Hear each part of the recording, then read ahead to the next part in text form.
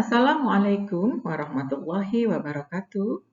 Jumpa lagi dengan Kepro Channel Keperawatan, Prodi D3 Keperawatan Politeknik Negeri Indramayu. Terdepan tingkat nasional, berdaya saing global. Teman-teman, hari ini kita akan belajar tentang kebutuhan oksigen. Tetapi sebelumnya kita belajar, kita berdoa dulu. Kita sama-sama berdoa ya. Bismillahirrahmanirrahim. Raditu billahi robba wa bil islami dina wa bi Muhammadin nabiyya wa rasula. Rabbi zidni ilman warzuqni fahma. Artinya, kami ridho Allah sebagai Tuhanku, Islam sebagai agamaku, dan Nabi Muhammad sebagai Nabi dan Rasulku. Ya Allah, tambahkanlah kepadaku ilmu dan berikanlah aku pengertian yang baik. Baik, kita akan melihat satu persatu slide tentang kebutuhan oksigen. Teman-teman, ini adalah gambar tabung oksigen dan humidifier. Kita mulai dengan jantung. Jantung terletak dalam rongga mediastinum rongga dada, yaitu di antara paru-paru. Posisi jantung miring sehingga bagian ujungnya yang runcing atau apex menunjuk ke arah bawah ke pelvis kiri. Sedangkan ujungnya yang lebar, yaitu bagian dasarnya menghadap ke atas bahu kanan. Jantung terdiri dari dua lapisan, yaitu satu lapisan dalam atau perikardium visceral dan yang kedua adalah lapisan luar atau perikardium parietal. Kedua lapisan ini dipisahkan oleh sedikit cairan pelumas yang mengurangi gesekan akibat gerakan pemompaan jantung. Perikardium juga melindungi terhadap penyebaran infeksi atau neoplasma dari organ-organ sekitarnya ke jantung. Sedangkan dinding jantung terdiri atas 3 lapisan, yaitu 1. Epikardia adalah lapisan viscera pada perikardia serum. Yang kedua, miokardia adalah bagian jantung yang berotot, terdiri atas otot jantung yang berkontraksi dan serta Purkinje yang tidak berkontraksi yang mengantarkan impuls saraf. Yang ketiga, endokardia adalah endotelium tipis dan halus yang menjadi pembatas dalam jantung yang berhubungan dengan pembatas dalam pembuluh darah. 2/3 jantung berada di sebelah kiri sternum. Apeks jantung berada di sela iga keempat dan kelima pada garis tengah klavikula. Pada dewasa, rata-rata panjangnya kira-kira 12 cm dan lebarnya 9 cm dengan berat 300-400 gram. Secara fungsional, jantung dibagi menjadi pompa sisi kanan dan sisi kiri yang memompa darah vena ke sirkulasi paru dan darah bersih ke sirkulasi sistemik. Pembagian fungsi ini mempermudah konseptualisasi urutan aliran darah secara anatomi. Vena cava, atrium kanan, ventrikel kanan, arteri pulmonalis, vena pulmonalis, atrium kiri, aorta, arteri, arteriola, kapiler, venula, vena, dan vena cava. Teman-teman bisa lihat gambar di sebelah ini.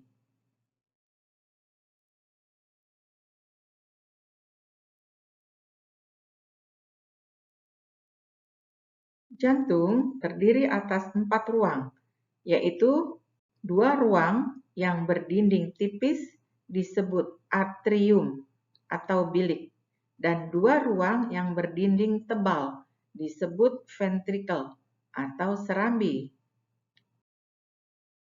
Kita akan lihat ruang jantung dan fungsinya.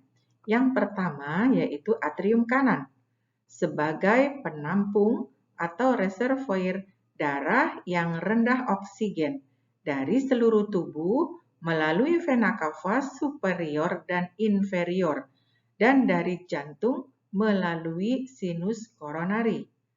Tekanan atrium kanan 2-6 mm Hg dengan saturasi oksigen 75%.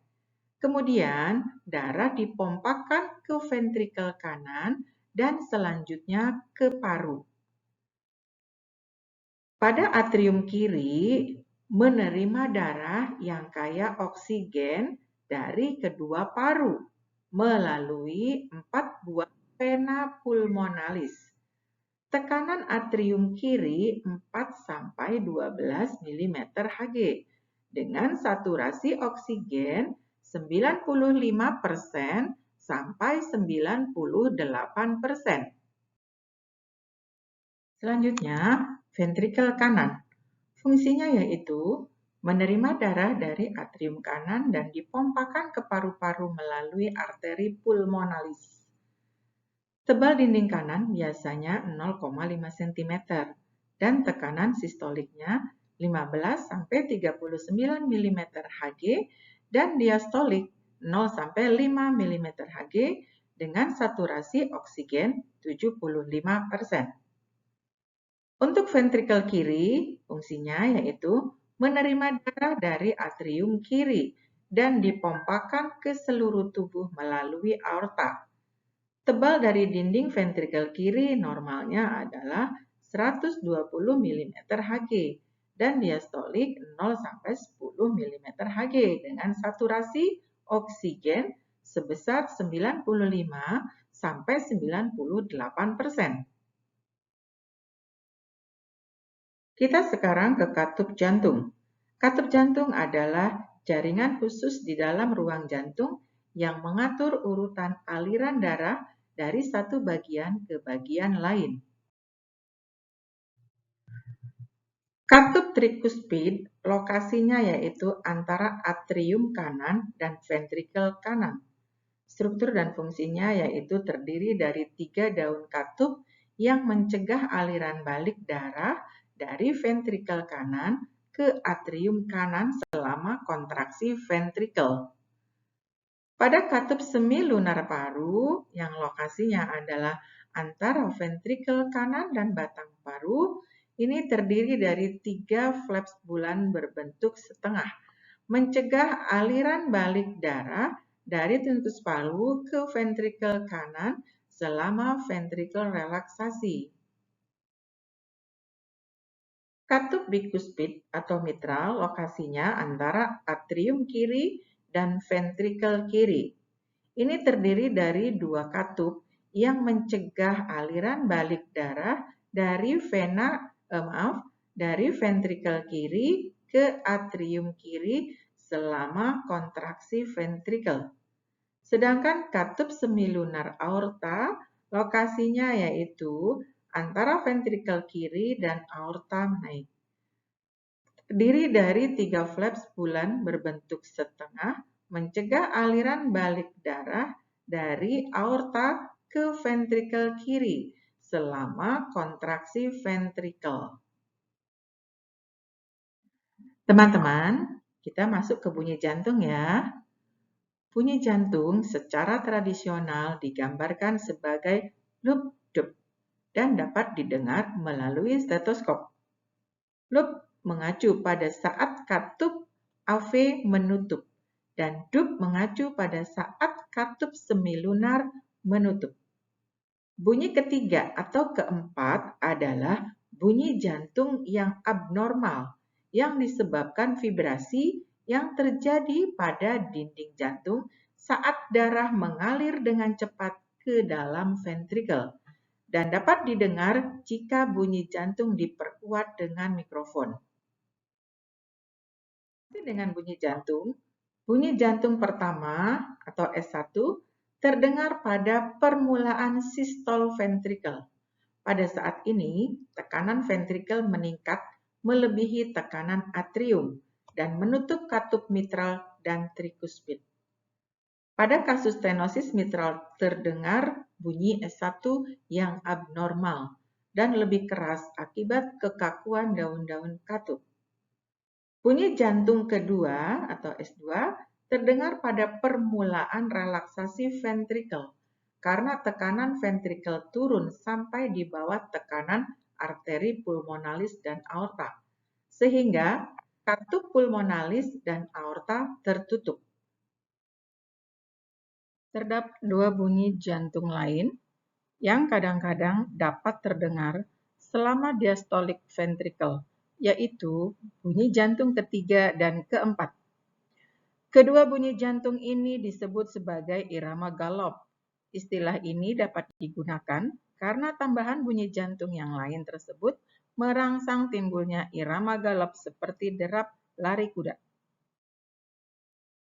Bunyi ketiga terjadi selama periode pengisian ventrikel cepat, sehingga disebut sebagai galop ventrikular apabila abnormal. Bunyi keempat timbul pada waktu sistolik atrium dan disebut sebagai galop atrium. Bunyi keempat biasanya sangat pelan atau tidak terdengar sama sekali. Bunyi ini timbul sesaat sebelum bunyi jantung pertama. Galop atrium terdengar bila resistensi ventrikel terhadap pengisian atrium meningkat akibat berkurangnya peregangan dinding ventrikel atau peningkatan volume ventrikel. Teman-teman, kita masuk ke elektrokardiogram. Elektrokardiogram adalah rekaman grafik aktivitas listrik yang menyertai kontraksi atrium dan ventrikel jantung. Aliran listrik yang dihasilkan jantung selama siklus jantung dapat dikenali pada permukaan tubuh oleh elektroda elektrokardiogram. Rekaman aliran ini yang disebut elektrokardiogram menunjukkan jumlah seluruh potensial aksi yang terjadi secara bersamaan yang dihasilkan jantung sesuai dengan yang dikenali oleh 12 elektroda elektrokardiogram. Persarafan pada jantung. Jantung diatur oleh dua cabang saraf. Sistem saraf otonom, simpatis atau adrenergik, dan parasimpatis atau kolinergik. Untuk sistem saraf simpatis, terletak di depan kolumna vertebra dan berhubungan serta bersambung dengan sumsum tulang belakang melalui serat-serat saraf. Sistem saraf simpatis terdiri dari serangkaian serat kembar yang bermuatan ganglion-ganglion.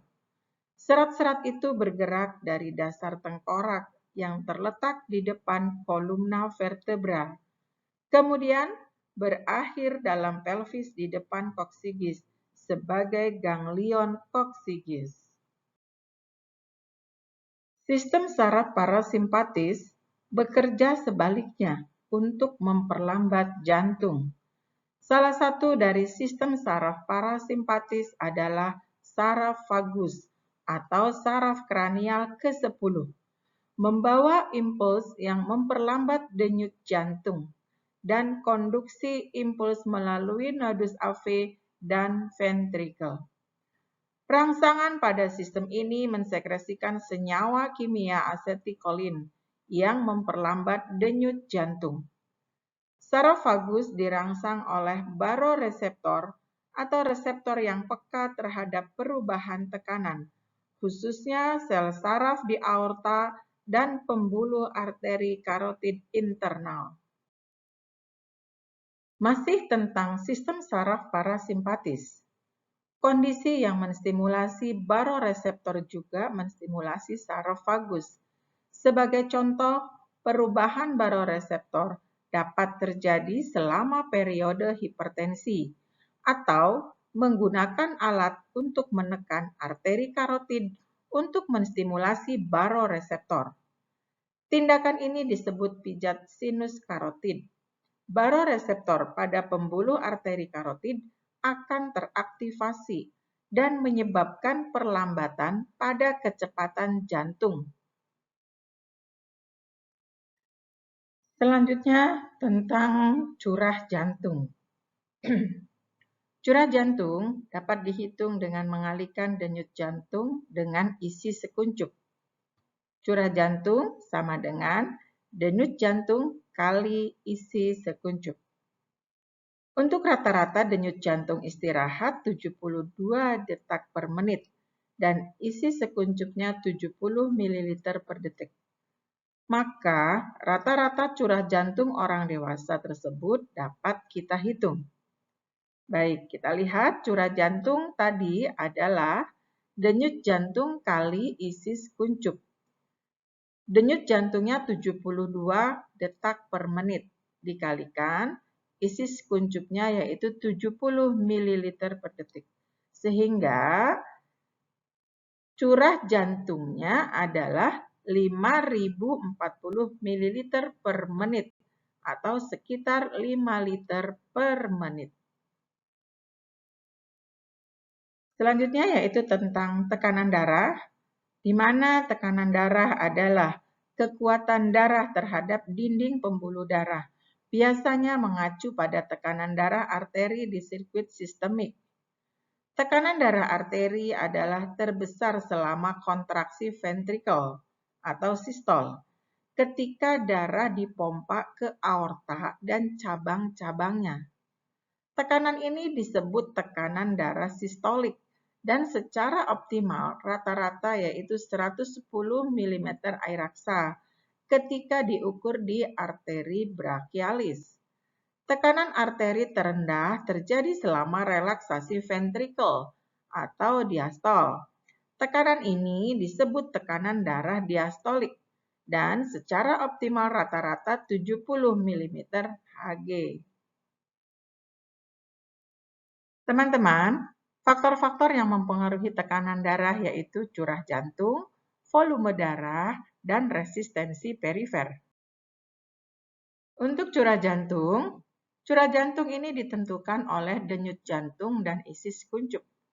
Peningkatan atau penurunan curah jantung menyebabkan perubahan yang sebanding dengan tekanan darah. Volume darah. Volume darah dapat berkurang karena perdarahan berat, muntah, diare, atau asupan air berkurang. Penurunan volume darah menyebabkan penurunan tekanan darah. Banyak obat yang digunakan untuk mengobati hipertensi beraksi sebagai diuretik, yang berarti obat ini meningkatkan volume urin dan akibatnya volume darah menurun. Resistensi perifer. Resistensi perifer adalah perlawanan terhadap aliran darah yang diciptakan oleh gesekan darah terhadap dinding pembuluh darah. Peningkatan resistensi perifer akan meningkatkan tekanan darah, sedangkan penurunan tahanan perifer menurunkan tekanan darah. Resistensi perifer ditentukan oleh diameter pembuluh, panjang total pembuluh, dan viskositas darah.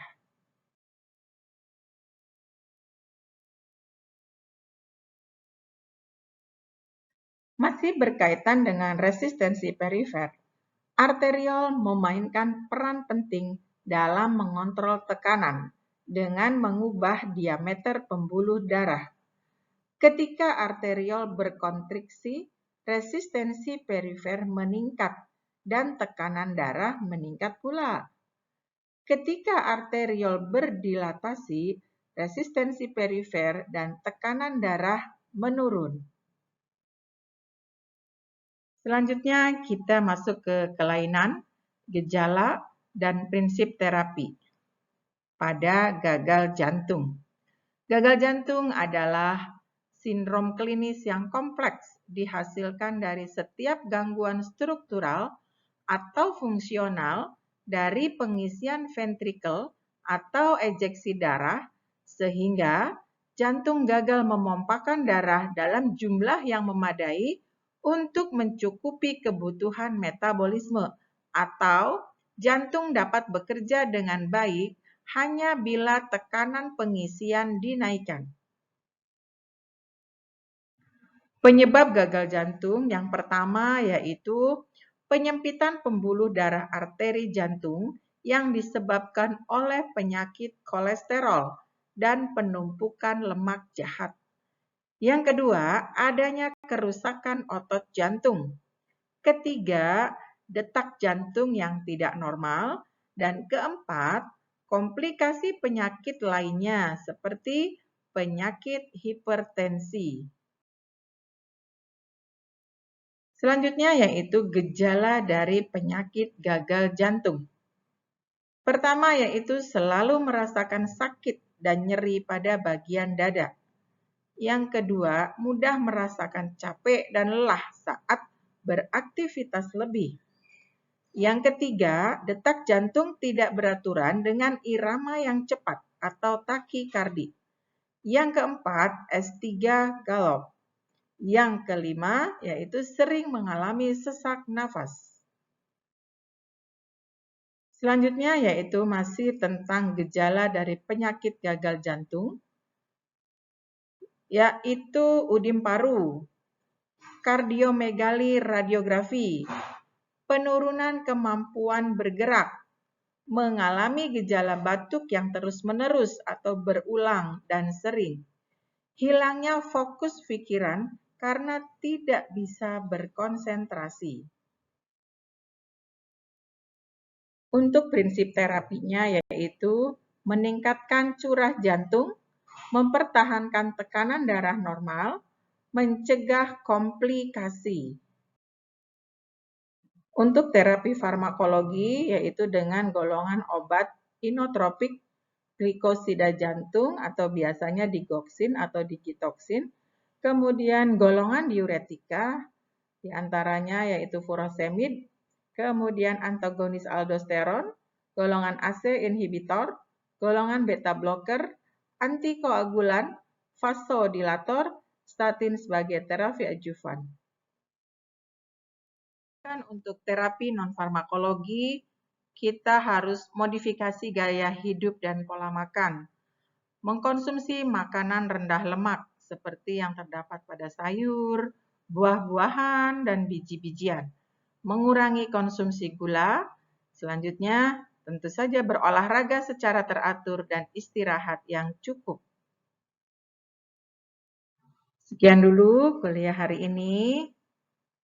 Masih ingat tentang Ibnu Sina? Kepanikan adalah suatu penyakit, ketenangan adalah separuh obat, dan kesabaran adalah permulaan kesembuhan. Inilah beberapa daftar pustaka yang saya ambil. Silakan untuk dipelajari lebih lanjut lagi. Dan akhirnya, saya ucapkan terima kasih. Sampai berjumpa kembali. Assalamualaikum warahmatullahi wabarakatuh.